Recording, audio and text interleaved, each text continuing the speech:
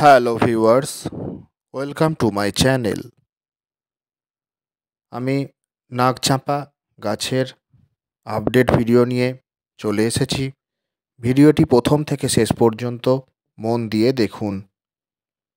আমি 3 মাস আগে আমার চ্যানেলে কিভাবে নাগচাঁপা গাছের কাটিং থেকে চারা করবেন সেই সম্পর্কে ভিডিও আপলোড করেছিলাম। যারা ভিডিওটি দেখেননি তারা ডেসক্রিপশান বক্সে দেওয়া লিঙ্ক থেকে অবশ্যই দেখে নেবেন। এই দেখুন কি সুন্দর কাটিং থেকে চারা তৈরি হয়েছে। আমার 2 মাস সময় লেগে গেল, কারণ আমি শীতে একটা পরীক্ষামূলকভাবেই আমি করেছিলাম।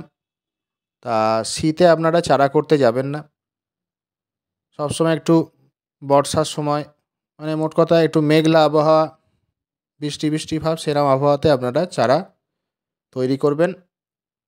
100% চান্স থাকে। তা আমি একটা হবে না ভেবেই করেছিলাম, নর্মালিভাবে করেছিলাম শীতকালে জানুয়ারি মাসে। তা দেখুন কি সুন্দর কাটিং থেকে চারা হয়েছে। তা আমি মাটিতেই লাগিয়েছিলাম, তা 6 ইঞ্চি পটে দিয়েছিলাম। এই যে দেখুন, তা আমি এখনই একে রিপোর্টিং করব না, এখনও মাস 6 আমি এই পটে গাছটি রাখবো, যাতে রুটটা ভালো বাউন্ডিং হয়। কিন্তু হ্যাঁ, আমি যেহেতু মাটিতে বসিয়েছিলাম, সেই জন্য আমি এখানে কিছু খাবার আজকে দেব। তার আগে বলে রাখি, আপনারা যারা গাছ বসাতে চান, নাগচাঁপা বা প্লুমেরিয়া পুডিকা সায়েন্টিফিক নেম, গরমের গাছ এটা, তাদের জন্য বলে রাখি সবসময় বেলে দোআঁশ মাটিতে বসাবেন। বালির ভাগ যাতে বেশি সেই মাটি নেবেন। বালি 40%, মাটি 30%, ভার্মি কম্পোস্ট বা গোবর সার 20%, আর কোকোপিট নেবেন 10%। আর সাথে দেবেন হাড়ের গুঁড়ো, যেহেতু গাছ ফসফেট পছন্দ করে, 1 চামচ দেবেন। আর নিম খোল দেবেন 1 মুঠো। মানে কী হয়, এই গাছে ফাঙ্গাসের উপদ্রব হয়। নিমখোল যারা পাবেন না তারা 1/2 চামচ সাপ ছড়িয়ে দেবেন মাটিতে। সাপ যে ফাঙ্গিসাইড আছে বাজারে দেখবেন পাবেন, এই দিয়ে আপনারা মাটি প্রস্তুত করবেন। আমি এই গাছটিতে আমার তৈরি মিক্সড ফার্টিলাইজার আমি ব্যবহার করব। মিক্সড ফার্টিলাইজারে থাকবে হচ্ছে 1 মুঠো ভার্মি কম্পোস্ট, 1 মুঠো নিম খোল, 1 চামচ হাড়ের গুঁড়ো, 1 চামচ শিংকুচি, 1 চামচ লেদার মিল, 1 চামচ সর্ষের গুঁড়ো খোল।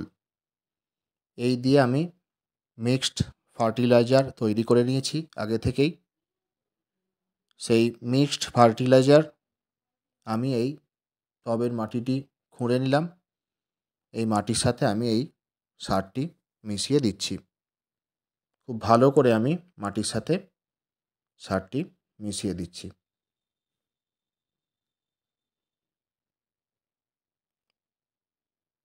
এর খুব সুন্দর ফুল হয়।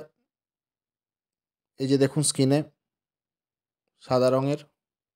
আর এর নাগচাঁপা কেন একে বলা হয়, এর যে পাতাগুলি দেখবেন, খেয়াল করে দেখবেন, সাপের ফণার মতো, সেই জন্যে এই গাছটিকে নাগচাঁপা বলা হয়। আর এর একটা গুচ্ছের মধ্যে একসাথে অনেকগুলি ফুল ফুটে থাকে। এই ফুলও 10 থেকে 12 দিন কিন্তু গাছে ফুটে থাকে, তারপর ঝরে যায়। খুব সুন্দর দেখতে লাগে, গরমের গাছ। আমার তো দারুণ লাগে দেখতে। ঠিক আপনারা যেভাবে আমি মাটি বললাম, ঠিক সেইরকম মাটিতে এই গাছ বসাবেন। আমি খাবার দিয়ে দিলাম। আর সবসময় আপনারা যখন খাবার দেবেন, খাবার দেওয়ার পর ভরপুর জল দিয়ে দেবেন, বা আগের দিন মাটি ভিজিয়ে রাখবেন। শুকনো মাটিতে কিন্তু আপনারা ফার্টিলাইজার ব্যবহার করবেন না, মাটি সবসময় ভিজিয়ে নেবেন। দিয়ে আমি খুব ভালো করে দেখুন মালচিং করে দিলাম। মাটির সাথে খুব ভালো করে সারটি মিশিয়ে দিলাম।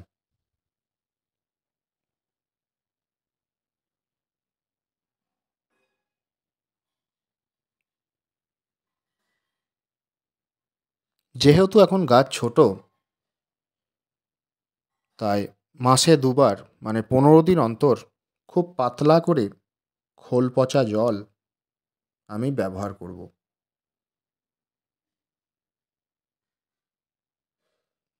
এখন আমি এই গাছে জল দিয়ে দিচ্ছি। আমি বলেছি যে খাবার দেওয়ার পর আপনারা ভরপুর জল দিয়ে দেবেন, তাই আমি আমার এই গাছে ভরপুর জল দিয়ে দিলাম। তাহলে লিকুইড ফার্টিলাইজার আপনারা ব্যবহার করবেন, আর সাথে কলার খোসা ভিজে জল মাসে দুবার ব্যবহার করুন। কলার খোসায় গাছ পটাশিয়াম পাবে। আমি যে সারটি ব্যবহার করলাম, এই সারটি আপনারা 1 মাস অন্তর অন্তর ব্যবহার করুন। আপনারা অতি অবশ্যই কিন্তু হাড়ের গুঁড়ো দেবেন। গাছ গাছ খুব ভালোবাসে ফসফেট, সেই জন্য আপনারা অতি অবশ্যই হাড়ের গুঁড়ো দেবেন। আর যারা রাসায়নিক সার ব্যবহার করেন, 1 চামচ ডিএপি আর 1 চামচ পটাশ মাটিতে ছড়িয়ে দিয়ে জল দিয়ে দেবেন। এটা 20 দিন অন্তর দিতে পারেন। গাছ ফুল সানলাইট ভালোবাসে, যত রোদ দেবেন একে তত গাছে ফুলে ভরে যাবে, আর গাছ খুব লম্বা হয়ে যায়। সেই জন্য আপনারা 6 মাস বা 1 বছরে আপনারা কাটিং করে দেবেন। নিচের রুটও কাটিং করে বা ওপরের শাখা কাটিং করে একে ছেটে রাখবেন। আর জল কিন্তু একে বেশিও দেবেন না, আবার কমও দেবেন না। যখন ওপরের মাটি শুকিয়ে যাবে তখন ভরপুর জল দিয়ে দেবেন। মাটি হাতে দিয়ে দেখবেন যে ভিজে আছে কিনা, ভিজে থাকলে জল দেবেন না। শুকিয়ে গেলে তারপর আবার ভরপুর জল দিয়ে দেবেন। আর রোগ পোকা বলতে সেভাবে এদের সচরাচর রোগ হয় না। স্পাইডার মাইটস কিছু আক্রমণ হয়, বিশেষ ক্ষতি করতে পারে না গাছে। আপনারা এর জন্য মাসে 1 লিটার জলে 30 ফোঁটা রোগর বা টাবগর ওষুধ ব্যবহার করতে পারেন গাছের স্প্রে হিসাবে। আর ফাঙ্গাসের উপদ্রব কিন্তু এই গাছে হয়, তাই আপনারা 7 দিন অন্তর স্যাপ যে ফাঙ্গিসাইড 1 চামচ 1 লিটার জলে গুলে বিকেলে পাতাতে স্প্রে করুন। এই হচ্ছে এর যত্ন। আশা করি খুব ভালো করে বুঝতে পেরেছেন। যদি ভিডিওটি ভালো লেগে থাকে অবশ্যই লাইক করুন। কিছু জানতে আমায় কমেন্ট করুন। বন্ধুদের সাথে আপনারা ভিডিওটি শেয়ার করুন। আর যারা নতুন তারা চ্যানেলটি সাবস্ক্রাইব করে আমার সাথে থাকুন, কেননা আমি এই গাছ সংক্রান্ত অনেক নতুন নতুন ভিডিও আমার এই চ্যানেলে আপডেট করি। Thank you.